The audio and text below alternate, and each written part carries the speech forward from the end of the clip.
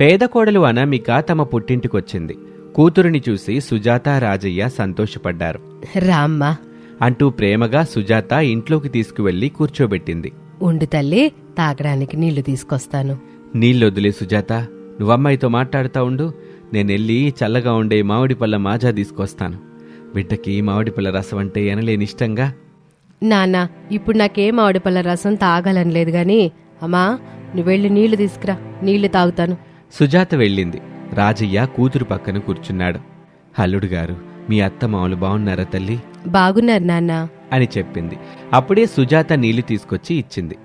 సుజాత, కూతురికి ఇష్టమైన పాలకూర పప్పు. నాన్న, ఇప్పుడు నాకేమీ వద్దు, మీ ఇద్దరితో మాట్లాడాలని వచ్చాను. సుజాత కూడా అనామిక ఆ మాట చెప్పగానే కూతురు పక్కన కూర్చుంది.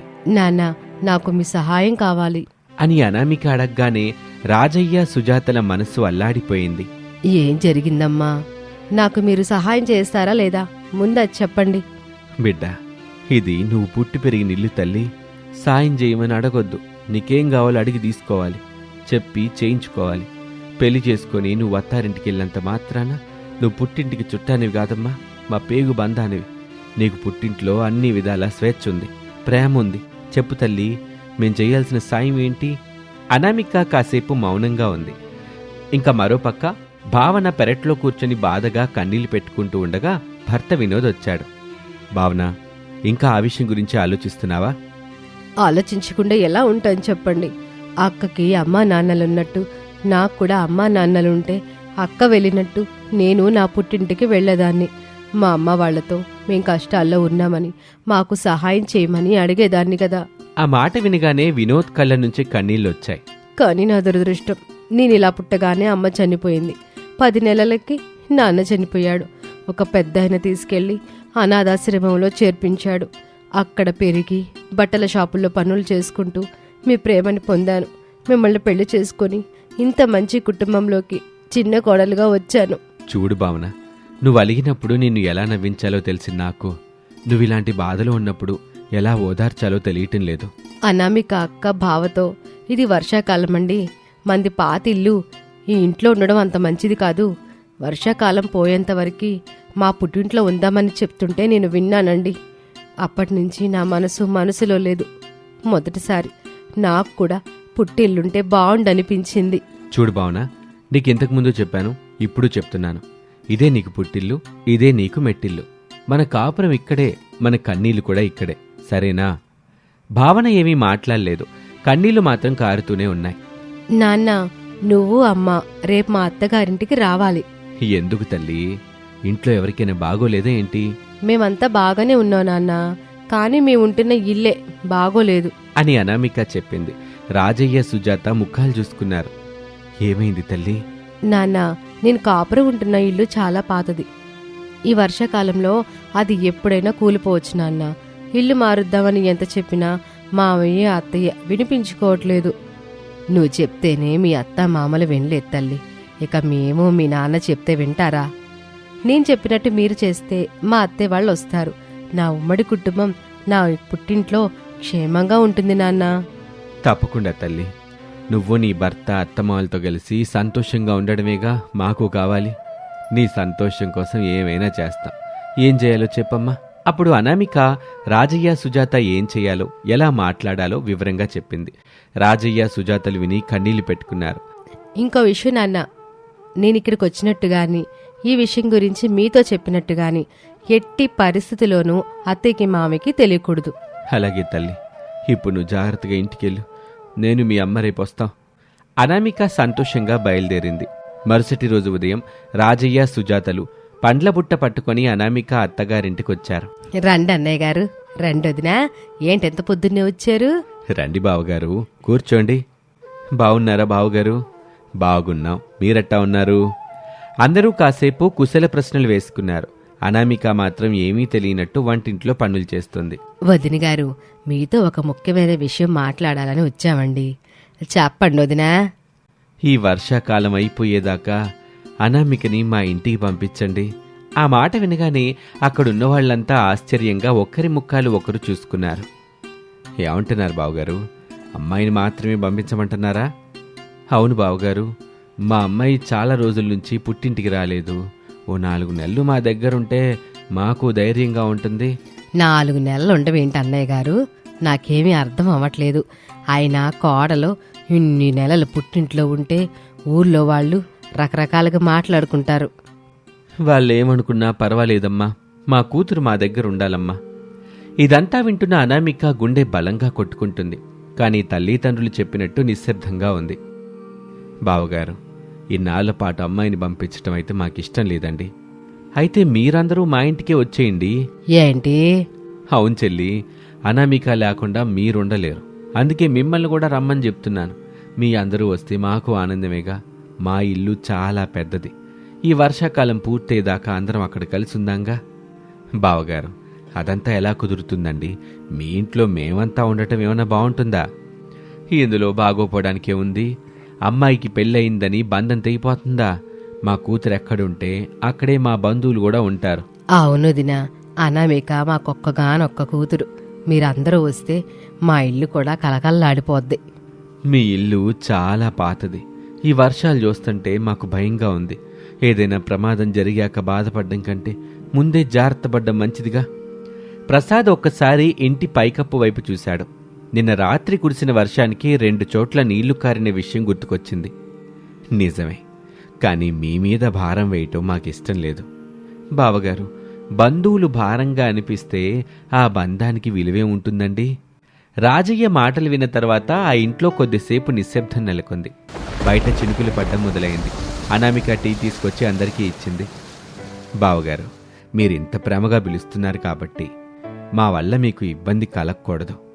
చూడండి బావగారు, ఇబ్బంది అనేది పరాయి వాళ్ళొస్తే ఉంటుంది. మన వాళ్ళొస్తే అది ఆనందం అవుద్ది. మా కూతురు నవ్వుతూ ఉంటే చాలు. మాకంతకంటే పెద్ద సంతోషం ఏముంటుంది చెప్పండి.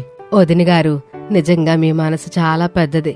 కానీ మేమంతా వచ్చి మీ ఇంట్లో నెలల తరబడి ఉంటే ఊళ్ళో వాళ్ళు నవ్వుకోరు. నవ్వేవాళ్ళు ఒకరోజు నవ్వుతారు. కానీ మన వాళ్ళు క్షేమంగా ఉంటే ఆ నవ్వులన్నీ గాల్లో కలిసిపోతాయి. మనిషి ప్రాణం ముఖ్యం, మాటలు కాదు. ప్రసాదేమీ మాట్లాడలేదు. అప్పుడే భావన వాళ్ళ దగ్గరికి వచ్చింది. మావయ్య, నేను చిన్నదాన్ని, పెద్దల మధ్యలో మాట్లాడకూడదు. కానీ ఈ ఇంట్లో ఉన్న వాళ్ళందరూ నాకు ప్రాణం. ఈ వర్షాల్లో ప్రతి రాత్రి నాకు భయంగానే ఉంటుంది మావయ్య. పైకప్పు కూలిపోతే మనమేమవుతామోనని నిద్ర కూడా రావట్లేదు. మాకు అదే భయంగా ఉంది తల్లి. కానీ ఏం చెయ్యాలో అర్థం అవ్వట్లేదు. ఇప్పుడు దేవుడే దారి చూపించాడు అత్తయ్య. పెద్దమ్మ వాళ్ళు మనల్ని పిలుస్తున్నారు. మనం ఎందుకు మొహమాట పడాలి? నాకు చిన్నప్పటి నుంచి పుట్టిల్లే లేదు, అమ్మ నాన్న లేరు. ఎవరింటికైనా మా ఇల్లు అని వెళ్ళే అదృష్టం లేదు. కానీ ఈరోజు పెద్దమ్మ పెదనాన్న వాళ్ళ మాటలు విన్నాక మొదటిసారి నాకు పుట్టిండు వాళ్ళుంటే ఎంత బాగుండునో అనిపిస్తుంది అంటూ భావన కన్నీళ్లు పెట్టుకుంది. రాజయ్య సుజాతల గుండెలు కరిగిపోయాయి. అయ్యో తల్లి, మాకు మా అనామిక ఎంతో, నువ్వు అంతేనమ్మా. ఈ రోజు నుంచి అట్లాంటి మాటలు మళ్ళీ అనుకో. భావన ఒక్కసారిగా సుజాతను గట్టిగా కౌగిలించుకుని ఏడ్చేసింది. అప్పుడు రమేష్, వినోదులు అక్కడికొచ్చారు. బాగున్నారా అల్లుళ్ళు? ఇద్దరూ బావున్నామని చెప్పారు. అనామిక, భావన ఇద్దరూ మా కూతుర్లే. మీ ఉమ్మడి కుటుంబం మొత్తం ఈ వర్షాకాలం అయిపోయేదాకా మా ఇంట్లో ఉండాలి. ఇదేనండి మా కోరిక. వినోద్ కళ్ళల్లో ఆనంద భాష్పాలొచ్చాయి. మావయ్య, మీ రుణం మేము జీవితంలో తీర్చుకోలేం. ప్రేమకి రుణాలుండవులే బాబు, ప్రేమని పంచుకోవడమే ఉంటుంది. ఇక అప్పటికే బయట ఒక పెద్ద ఉరుము వినిపించింది. ఇంకా ఆలస్యం చేయబాకండి, ఈరోజు సామాన్లు సర్దుకోండి, మా ఇంటికి వెళ్దాం. ప్రసాదు, శారదలు ఒకరి ముఖాలు ఒకరు చూసుకొని చివరికి ఒప్పుకున్నారు. సరే బావగారు, మీరు చూపించిన ప్రేమని మేం కాదనలేకపోతున్నాం. ఆ మాట వినగానే అనామిక మనసులో ఆనందం పొంగిపోయింది. తన పథకం ఫలించింది. తన ఉమ్మడి కుటుంబం ప్రమాదం నుంచి బయటపడబోతుందని ఆమె మనస్ఫూర్తిగా దేవుడికి కృతజ్ఞతలు చెప్పుకుంది. రమేష్, వినోదులు ఒక ట్రక్కు మాట్లాడుకుని ఇంటికొచ్చారు. అన్నింటినీ ట్రక్కులో ఎక్కించుకున్నారు. అప్పుడు పక్కింటి సీతమ్మ అడిగింది. శారదక్క, ఎక్కడికి అంతా సర్దుకుని వెళ్తున్నారు? ఈ వర్షాకాలం పోయేవరికి మా కోడలో పుట్టింటికి వెళ్తున్నాం సీతక్క. ఇది నిజంగా సంతోషించదగిన విషయం శారదక్క. కోడల్లో తమ పుట్టింటికి అత్తమ్మ వాళ్ళతో వెళ్ళడం మొదటిసారి చూస్తున్నాను. జాగ్రత్తగా వెళ్ళరండి అని చెప్పింది. అందరూ ట్రక్లో కూర్చున్నారు. ట్రక్కు శారద ఇంటి నుంచి బయలుదేరింది. ఓ అరగంట తర్వాత రాజయ్య ఇంటికి అందరూ చేరుకున్నారు. ఏ మాత్రం ఇబ్బంది పడకుండా సంతోషంగా ఇంట్లోకి పదండి. అని చెప్పింది. అందరూ ఇంట్లోకి వెళ్ళారు. ఇక ఆ రోజు నుంచి వర్షం పడని రోజంటూ లేదు. అయినా రాజయ్య సుజాతలు ఎంతో ప్రేమగా అందరినీ చూసుకోవటం మొదలుపెట్టారు. ఇలా రోజులు గడుస్తున్నాయి. ఒకరోజు బాగా కురిసిన వర్షానికి శారద ఇల్లు కూలిపోయింది. అది చూసి సీతమ్మ తన మనసులో శారదక్కోళ్ళు వెళ్ళిపోయి మంచి పని చేశారు, లేదంటే వామ్మో ఎంత ప్రమాదం తప్పింది అని అనుకుంటుంది. ఒక వర్షం పడుతూ ఉండగా అందరూ కలిసి వరండాలో కూర్చొని వేడివేడి పకోడీలు తింటూ అల్లం టీ తాగుతున్నారు. సరదాగా కబుర్లు చెప్పుకుంటూ ಸಂತೋಷంగా ಜೀವಿಂಚటం ಮೊದಲುಪೆಟ್ಟು. ರಮೇಶ್ ಬೆಡ್ ಕಾಫಿಯಿಂದ ಮಲಗಿಕೊಂಡ ಅನಾಮಿಕಳ ಹತ್ರ ಬರ್ತಾನೆ. ಅನು ಅನು ಬೆಡ್ ಕಾಫಿ ತಗೊಂಡ್ಬಂದಿದ್ದೀನಿ, ಎದ್ದೇಳು. ಈಗ್ಲೇ ಅಲ್ವಾ ರಾಮ್ ಮಲಗಿರೋದು, ಆಗ್ಲೇ ಬೆಡ್ ಕಾಫಿ ಏನು? ಅನು, ಈಗ ಟೈಮು 10 ಆಗ್ತಾ ಇದೆ. ನೀನು ಅರ್ಲಿ ಮಾರ್ನಿಂಗ್ 6ಗೆ ಬಂದು ಮಲಗಿದ್ಯಾ. ಎಲ್ಲ ನಿನ್ ಟೈಮ್ ಟೇಬಲ್ ಪ್ರಕಾರನೇ ನಡೀತಾ ಇದೆ. ಈಗ ನೀನು ಬೆಡ್ ಕಾಫಿ ಕುಡಿಯೋ ಟೈಮ್. ಹೇಳನು, ಮತ್ತೆ ಕಾಫಿ ತಣ್ಣಗಾಗತ್ತೆ. ನಿದ್ದೆ ಮಬ್ಬಿನಿಂದಲೇ ಅನಾಮಿಕಾ ಎದ್ದು ಕೂತ್ಕೋತಾಳೆ. ಅನಾಮಿಕಾ ಮೂಗಿನ ಹತ್ತಿರ ಬಿಸಿ ಬಿಸಿ ಕಾಫಿ ಕಪ್ಪನ್ನ ಇಡುತ್ತಾನೆ ರಮೇಶ್. ಕಾಫಿ ವಾಸನೆ ಹಿಡಿಸುತ್ತದೆ. ಅನಾಮಿಕಾ ನಿಧಾನದಿಂದ ಕಣ್ಣು ತೆಗೆಯುತ್ತಾಳೆ. ಕಾಫಿ ಕಪ್ ಹಿಡಿದುಕೊಂಡ ಹಸ್ಬೆಂಡ್ ರಮೇಶ್ ಕಾಣಿಸುತ್ತಾನೆ. Good morning Ram. Good morning Anu, ನಿನಗಿಷ್ಟವಾದ ಕಾಫಿ ತಗೊಂಡ್ಬಂದಿದ್ದೀನಿ ಎಂದು ಕಾಫಿ ಕೊಡುತ್ತಾನೆ ರಮೇಶ್. ಅನಾಮಿಕಾ ನಿಧಾನವಾಗಿ ಕಾಫಿ ಕುಡಿಯುತ್ತಾ ಇರ್ತಾಳೆ. ರಮೇಶ್ ಆ ರೂಮಿನಲ್ಲಿರುವ ಗೋಡೆ ಗಡಿಯಾರವನ್ನು ಪದೇ ಪದೇ ನೋಡ್ತಾ ಇರ್ತಾನೆ. ಅನಾಮಿಕಾ ಅದನ್ನು ಗಮನಿಸಿ, ಏನಾಯ್ತು ರಾಮ್, ಪದೇ ಪದೇ ವಾಲ್ ವಾಚ್ ನ ನೋಡ್ತಾ ಇದ್ಯಾ? ಅಮ್ಮನವರು ಹೊರಟ ಟ್ರೈನು ಇನ್ನು 10 ನಿಮಿಷದಲ್ಲಿ ಸ್ಟೇಷನ್ಗೆ ಬರುತ್ತೆ. ಕಾರು ಕೀ ಕೊಟ್ರೆ ನಾನು ಹೋಗಿ ಅಮ್ಮನ ಕರ್ಕೊಂಡ್ ಬರ್ತೀನಿ. ಮನೆ ಮುಂದೆ 11 ಚುಕ್ಕೆಗಳ ರಂಗೋಲಿ ಹಾಕಿದ್ದೀನಿ, ಹೂ ಗಿಡಗಳಿಗೆ ನೀರ್ ಹಾಕಿದ್ದೀನಿ, ಪೂಜಾ ರೂಮಿನಲ್ಲಿ ದೀಪ ಬೆಳಗಿದ್ದೀನಿ, ತೆಂಗಿನಕಾಯಿ ಹೊಡೆದಿದ್ದೀನಿ, ಅದೇ ಕಾಯಿಂದ ಕಾಯಿ ಚಟ್ನಿ ಕೂಡ ಮಾಡಿದ್ದೀನಿ. ಸಿಂಕಲ್ಲಿ ಪಾತ್ರೆಗಳು ಎಲ್ಲ ತೊಳೆದಿದ್ದೀನಿ. ವಾಷಿಂಗ್ ಮೆಷಿನ್ ಇರೋ ಬಟ್ಟೆಗಳು ಬಾಲ್ಕನಿನಲ್ಲಿ ಹಗ್ಗದ ಮೇಲೆ ಹಾಕಿದ್ದೀನಿ. ಮನೆಯೆಲ್ಲ ಒದ್ದೆ ಬಟ್ಟೆಯಿಂದ ಒರೆಸಿದ್ದೀನಿ. ಕರೆಂಟ್ ಬಿಲ್ ಕಟ್ಟಿದ್ದೀನಿ. ನೆಟ್ ಬಿಲ್ ಆನ್ಲೈನ್ ನಲ್ಲಿ ಪೇ ಮಾಡಿದ್ದೀನಿ. ತಿನ್ನೋದಕ್ಕೆ ಟಿಫಿನ್ ನೀನೇನ್ ಬೇಕು ಹೇಳಿದ್ರೆ ನೀನು ಫೇಸ್ ವಾಶ್ ಮಾಡ್ಕೊಂಡ್ ಬರೋದ್ರೊಳಗೆ ಬಿಸಿ ಬಿಸಿಯಾಗಿ ಮಾಡಿಡ್ತೀನಿ. ನನ್ಗೆ ಇಡ್ಲಿ ತಿನ್ಬೇಕು ಅಂತಿದೆ, ಹೋಗಿ ರೆಡಿ ಮಾಡಿ. ಅಮ್ಮನವರು ಕರ್ಕೊಂಡ್ ಬಂದ ಮೇಲೆ ನೀನು ಕೇಳಿದ ಇಡ್ಲಿ ನಾನು ಮಾಡಿಕೊಡ್ತೀನಿ ಎಂದು ರಮೇಶ್ ಹೇಳುತ್ತಾ ಇರುವಾಗ ಬೆಡ್ ಮೇಲಿರುವ ರಮೇಶನ ಸೆಲ್ ಫೋನ್ ಮೊಳಗುತ್ತದೆ. ಅನಾಮಿಕಾ ನೋಡ್ತಾಳೆ. ಡ್ಯಾಡಿ ಕಾಲಿಂಗ್ ಅಂತ ಕಾಣುತ್ತೆ. ಅಂಕಲ್ ಫೋನ್ ಮಾಡ್ತಾ ಇದ್ದಾರೆ. ಅಮ್ಮನವರು ಟ್ರೈನ್ ಇಳ್ದ ಹಾಗಿದೆ ಅನು, ಕಾರ್ ಕೀ ಕೊಟ್ರೆ ಹೋಗಿ ಕರ್ಕೊಂಡ್ ಬರ್ತೀನಿ. ನೀನು ಇಡ್ಲಿ ಮಾಡುವ ಕೆಲಸದ ಮೇಲಿರು, ನಾನೇ ಹೋಗಿ ಅತ್ತೆ ಅವ್ರನ್ನ ಕರ್ಕೊಂಡ್ ಬರ್ತೀನಿ. ಸರಿ ಅನು, ನೀನು ಹೋಗಿ ಅಮ್ಮನವ್ರನ್ನ ಸ್ಟೇಷನ್ ಇಂದ ಕರ್ಕೊಂಬಾ, ನಾನು ಇಡ್ಲಿ ಮಾಡುವ ಕೆಲಸದಲ್ಲಿ ಇರ್ತೀನಿ ಎಂದು ರಮೇಶ್ ಹೇಳುತ್ತಾ ಇರುವಾಗ ರಮೇಶ್ ಫೋನ್ ಮತ್ತೆ ಮೊಳಗುತ್ತದೆ. ಹಲೋ ಮಾವಯ್ಯ, ನಾನೇ ಬರ್ತಾ ಇದ್ದೀನಿ. ಸ್ಟೇಷನ್ ಹೊರಗೆ ಬಸ್ ಸ್ಟ್ಯಾಂಡ್ ಇದೆ, ಆ ಬಸ್ ಸ್ಟ್ಯಾಂಡ್ ಹತ್ರ ಇದ್ಬಿಡಿ ಎಂದು ಹೇಳಿ ಫೋನ್ ಇಡುತ್ತಾಳೆ. ರಮೇಶ್ ಆ ರೂಮಿನಿಂದ ಕಿಚನ್ ಒಳಗೆ ಹೋಗುತ್ತಾನೆ. ಅನಾಮಿಕಾ ಕಾರಿನಲ್ಲಿ ಹೊರಡುತ್ತಾಳೆ. ಪ್ರಸಾದ್ ಶಾರದ ದಂಪತಿಗಳು ರೈಲ್ವೆ ಸ್ಟೇಷನ್ ಹೊರಗಿರುವ ಬಸ್ ಸ್ಟ್ಯಾಂಡ್ ಹತ್ರ ನಿಂತಿರುತ್ತಾರೆ. ಏನಯ್ಯ, ನಾವು ರೈಲಿನಿಂದ ಇಳಿದ ವಿಷಯನ ಮಗಂಗೆ ಫೋನ್ ಮಾಡಿ ಹೇಳಿದ್ಯಾ? ಹೇಳಿದ್ದೀನಿ, ಮಗಂಗೆ ಅಂತ ಫೋನ್ ಮಾಡಿದ್ರೆ ಸೊಸೆ ಮಾತಾಡಿದ್ಲು ಶಾರದಾ. ಮತ್ತೆ ಸೊಸೆಗಾದ್ರು ನಾವು ಬಂದ ವಿಷಯ ಹೇಳಿದ್ರಾ ಇಲ್ವಾ? ಹೇಳಿದಿನಲ್ಲ, 10 ನಿಮಿಷದಲ್ಲಿ ಬರ್ತೀನಿ ಮಾವಯ್ಯ ಅಂತ ಹೇಳಿ ಫೋನ್ ಇಟ್ಟಿದ್ದಾಳೆ. ಹಾಗೆ ಫೋನ್ ಇಟ್ಬಿಟ್ಟು ನಮ್ಮ ಸೊಸೆ ಹೀಗೆ ಹೊರಟಿರ್ಬೇಕು ಎಂದು ಅವರಿಬ್ಬರು ಮಾತನಾಡಿಕೊಳ್ಳುತ್ತಾ ಇರುವಾಗ ಕಾರು ಬಂದು ಅವರ ಹತ್ರ ನಿಲ್ಲುತ್ತದೆ. ಅನಾಮಿಕಾ ಕಾರಿನಿಂದಿಳಿದು ಅತ್ತೆ ಮಾವಂದಿರನ್ನು ಗುರುತಿಸುತ್ತಾಳೆ. ಅತ್ತೆ, ಮಾವಯ್ಯ ಬನ್ನಿ, ಕಾರಲ್ಲಿ ಮನೆಗೆ ಹೊರಟೋಗೋಣ. ಮಗ ಹೇಗಿದ್ದನಮ್ಮ? ಅತ್ತೆ, ಮನೆಗೆ ಹೋದ ಮೇಲೆ ಎಲ್ಲ ಮಾತಾಡೋಣ, ಮೊದಲು ಕಾರ್ ಹತ್ತಿ. ಶಾರದಾ ಪ್ರಸಾದರು ಕಾರಿನಲ್ಲಿ ಕುತ್ಕೋತಾರೆ. ಅನಾಮಿಕಾ ಡ್ರೈವಿಂಗ್ ಮಾಡಿಕೊಂಡು ಮನೆ ಕಡೆಗೆ ಹೋಗ್ತಾ ಇರ್ತಾಳೆ. ರಮೇಶ್ ಕಿಚನ್ ಅಲ್ಲಿ ಇಡ್ಲಿ ಕುಕ್ಕರ್ ಅನ್ನ ಒಲೆ ಮೇಲೆ ಇಡ್ತಾನೆ. ಅನಾಮಿಕಾ ಅಮ್ಮನ ಕರ್ಕೊಂಡ್ಬರೋ ಹೊತ್ತಿಗೆ ಇಡ್ಲಿ ರೆಡಿ ಮಾಡಿರ್ಬೇಕು ಅಂದುಕೊಳ್ಳುತ್ತಾ ಇರುವಾಗ 10 ನಿಮಿಷದಲ್ಲಿ ಕಾರು ಮನೆ ಮುಂದೆ ನಿಲ್ಲುತ್ತದೆ. ಅನಾಮಿಕಾ ಕಾಲಿಂಗ್ ಬೆಲ್ ಒತ್ತುತ್ತಾಳೆ. ಬಟ್ಟೆ ಮೇಲೆ ಮುಖದ ಮೇಲಿರುವ ಇಡ್ಲಿ ಹಿಟ್ಟಿನಿಂದ ರಮೇಶ್ ಬಂದು ಬಾಗಿಲು ತೆಗೆಯುತ್ತಾನೆ. ಶಾರದಾ ಪ್ರಸಾದರು ಇಡ್ಲಿ ಹಿಟ್ಟಿನಿಂದಿರುವ ಮಗನನ್ನು ನೋಡಿ ಶಾಕ್ ಆಗುತ್ತಾರೆ. ಇದೇನು ಮಗನೇ, ಮುಖಕ್ಕೆ ಬಟ್ಟಿಗೆ ಹಿಟ್ಟಿದೆ, ಏನ್ ಮಾಡ್ತಾ ಇದೀಯಪ್ಪ? ಮೊದ್ಲು ಮನೆಯೊಳಗೆ ಬನ್ನಿ ಅಮ್ಮ, ಹೀಗೆ ಹೊರಗೆ ಏನು ಮಾತಾಡ್ತೀರಾ? ಬಾ ಶಾರದಾ, ಮನೆಯೊಳಗೆ ಹೋಗೋಣ. ಶಾರದಾ ಪ್ರಸಾದರು ಒಳಗಡೆಗೆ ಹೊರಟು ಹೋಗುತ್ತಾರೆ. ರಮೇಶ್ ಅವರ ಜೊತೆ ಮಾತನಾಡುತ್ತಾ ಇದ್ದರೆ ಅನಾಮಿಕಾ ಒಳಗೆ ಬರುತ್ತಾಳೆ. ರಾಮ್, ನಾನು ಸ್ನಾನ ಮಾಡ್ಕೊಂಡ್ ಬರ್ತೀನಿ. ಬಿಸಿ ಬಿಸಿ ಇಡ್ಲಿ ಜೊತೆ ಶುಂಠಿ ಚಟ್ನಿ ಕೂಡ ರೆಡಿ ಇರ್ಬೇಕು. ಹಾಗೇನು, ನೀನ್ ಹೋಗು. ಅತ್ತೆ, ನಿಮಗೆ ಸಪರೇಟ್ ಬ್ರೆಡ್ ರೂಮ್ ಇದೆ, ಹೋಗಿ ಅದರಲ್ಲಿರಿ. ರೆಡಿಯಾಗಿ ರಾಮ್ ಮಾಡಿದ ಇಡ್ಲಿನ ತಿನ್ನಿ, ಇನ್ನು ರೂಮ್ಗೆ ಹೋಗಿ ಎಂದು ಹೇಳಿ ಅನಾಮಿಕಾ ಹೊರಟು ಹೋಗುತ್ತಾಳೆ. ನೀನ್ ಇಡ್ಲಿ ಮಾಡೋದೇನು, ಸೊಸೆ ಕಾರ್ ತಗೊಂಡು ನಮ್ಮನ್ನ ಕರ್ಕೊಂಡ್ ಬರೋದೇನು? ಅಮ್ಮ, ಹೇಗೂ 1 ವಾರ ಇರ್ತಿರಲ್ಲ, ಎಲ್ಲ ವಿವರವಾಗಿ ಹೇಳ್ತೀನಿ. ಈಗ ನೀವು ಹೋಗಿ ಸ್ನಾನ ಮಾಡ್ಕೊಂಬನ್ನಿ, ಶುಂಠಿ ಚಟ್ನಿಯಿಂದ ಬಿಸಿ ಬಿಸಿ ಇಡ್ಲಿ ತಿನ್ನುವಂತೆ ಎಂದು ಹೇಳುತ್ತಲೇ ಶಾರದಾ ಪ್ರಸಾದರು ರೂಮಿನೊಳಗೆ ಹೋಗುತ್ತಾರೆ. ರಮೇಶ್ ಕಿಚನ್ ಒಳಗೆ ಹೋಗುತ್ತಾನೆ. ಒಲೆ ಮೇಲಿರುವ ಇಡ್ಲಿ ಕುಕ್ಕರ್ ವಿಸಿಲ್ ಹಾಕುತ್ತದೆ. ರಮೇಶ್ ಸಂತೋಷ ಪಡುತ್ತಾನೆ. ಅಮ್ಮಯ್ಯ, ಅನಾಮಿಕ ರೆಡಿಯಾಗಿ ಬರುವುದ್ರೊಳಗೆ ಟಿಫಿನ್ ರೆಡಿಯಾಗಿದೆ ಎಂದುಕೊಂಡು ಡೈನಿಂಗ್ ಟೇಬಲ್ ಮೇಲೆ ಎಲ್ಲ ಜೋಡಿಸಿಡುತ್ತಾನೆ. ಮೂವರನ್ನು ಕರೆಯುತ್ತಾನೆ. ಶಾರದಾ, ಪ್ರಸಾದ್, ಅನಾಮಿಕ ಮೂವರು ಬಂದು ಕುತ್ಕೋತಾರೆ. ರಮೇಶ್ ಮೂವರಿಗೂ ಬಡಿಸುತ್ತಾ ಇರ್ತಾನೆ. ಅದು ಶಾರದಂಗೆ ಹಿಡಿಸಲಿಲ್ಲ. ನೀನೇನೋ ಸೊಸೆ ಮಾಡಬೇಕಾದ ಕೆಲಸವೆಲ್ಲ ನೀನ್ ಮಾಡ್ತಾ ಇದೀಯಾ, ನೀನ್ ಮಾಡ್ಬೇಕಾದ ಕೆಲಸವೆಲ್ಲ ಸೊಸೆ ಮಾಡ್ತಾ ಇದ್ದಾಳೆ. ಈ ಮನೆಯಲ್ಲಿ ನಿಮ್ಮಿಬ್ಬರ ಮಧ್ಯೆ ನಿಜಕ್ಕೆ ಏನ್ ನಡೀತಾ ಇದೆ? ಅತ್ತೆ, ಅನು, ನೀನು ತಿಂದು ಹೋಗಿ ಮಲ್ಕೋ. ಅಮ್ಮನವ್ರಿಗೆ ಅರ್ಥವಾಗುವ ಹಾಗೆ ನಾನು ಹೇಳ್ತೀನಲ್ಲ. ಸರಿ ರಾಮ್ ಎಂದು ಅನಾಮಿಕಾ ಟಿಫಿನ್ ಮಾಡುತ್ತಾಳೆ. ಶಾರದಾ ತಿನ್ನದೆ ಹಾಗೆ ಮಗ ರಮೇಶ್ ನನ್ನ ನೋಡ್ತಾ ಇರ್ತಾಳೆ. ಪ್ರಸಾದ್ ಏನೋ ಮಾತನಾಡದೆ ಟಿಫಿನ್ ಮಾಡ್ತಾ ಇರ್ತಾನೆ. ಅನಾಮಿಕಾ, ನಿನಗೆ ಲಂಚ್ ಅಲ್ಲಿ ಏನ್ ಮಾಡು ಅಂತೀಯಾ?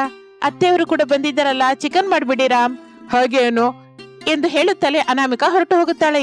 ಇನ್ನು ರಮೇಶ್ ತಿನ್ನೋದಕ್ಕೆ ಕುತ್ಕೋತಾನೆ. ರಮೇಶ್ ನಡೆದ ಕಥೆಯನ್ನು ವಿವರವಾಗಿ ಶಾರದಾ ಪ್ರಸಾದರಿಗೆ ಹೇಳುತ್ತಾ ಇರ್ತಾನೆ.